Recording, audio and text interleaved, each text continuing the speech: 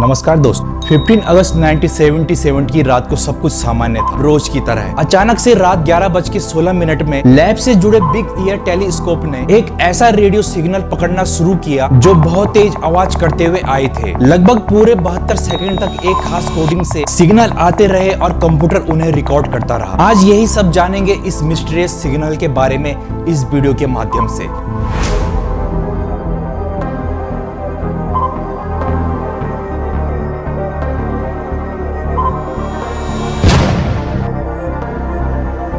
दोस्तों 45 साल पहले अमेरिका की एस्ट्रोनॉमी लैब में तब खलबली मच गई थी जब यूनिवर्स से किसी अज्ञात जगह से एक पावरफुल सिग्नल आने लगा। ये बहुत तेज शोर के साथ 72 सेकंड तक आता रहा और कंप्यूटर उन्हें रिकॉर्ड करता रहा। पूरे एस्ट्रोनॉमी लैब में खलबली मच गई। लैब में काम कर रहा हर एक शख्स रोमांचित था। ये सिग्नल यूनिवर्स में एक ऐसे ग्रह से आया था जहाँ पर बहुत इंटेलिजेंस एलियन रहते हैं। हालांकि दुनिया भर के साइंटिस्ट लाख कोशिश करने के बाद भी 45 सालों में ये पता नहीं लगा पाए ये सिग्नल कैसे और कहां से आए थे। लेकिन हैरानी की बात यह है, इतने साफ और पावरफुल मिस्ट्री सिग्नल दोबारा क्यों नहीं आया। इसे हम वाव सिग्नल के रूप में जानते हैं। ये सिग्नल जिस तरह से आया था उससे एक बात तो साफ थी कि इसको जहां से भेजा गया था उस ग्रह के लोग बहुत ज्यादा एडवांस हैं। ऐसे सिग्नल वही भेज सकता है जो टेक्नोलॉजी में हमसे कई गुना ज्यादा तेज हो। और ये एक ऐसा रहस्य बना हुआ है जिसे सालों बाद भी वैज्ञानिक सुलझा नहीं पाए। तब ओहियो यूनिवर्सिटी की एस्ट्रोनॉमी लैब में जो भी वैज्ञानिक मौजूद था वो इस सिग्नल को पाके हैरान था, क्योंकि ये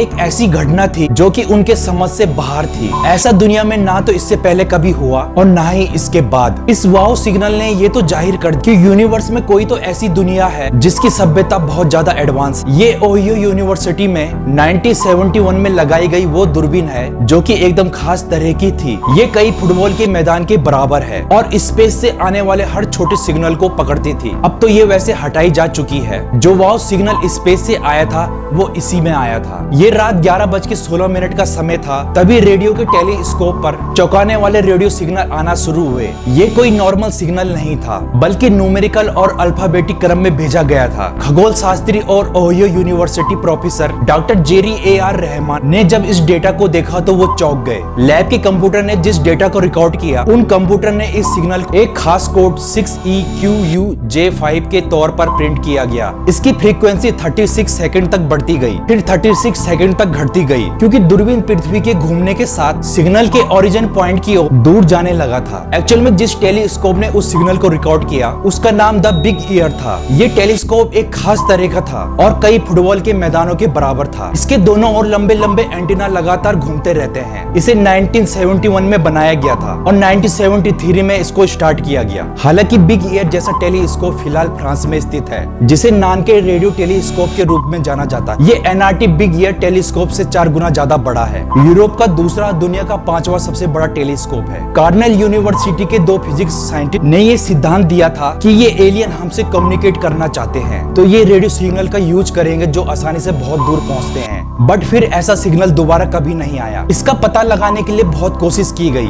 लेकिन वाव सिग्नल फिर दोबारा कभी नहीं देखा गया। ये वैज्ञानिकों के लिए आज भी एक अनसुलझा रहस्य है, लेकिन ये भी बताता है कि यूनिवर्स में हम अकेले नहीं हैं। लेकिन दोस्तों, वाव सिग्नल वैज्ञानिकों के लिए हमेशा बहस का विषय रहा है। अगर यूनिवर्स में हमारे अलावा कोई और भी है और हमसे कम्युनिकेट करना चाहता है तो उसने दोबारा ऐसा क्यों नहीं किया। दोस्तों, ऐसे ही स्पेस से जुड़ी जानकारी के लिए वेल नेचर के साथ जुड़े रहिए। नमस्कार।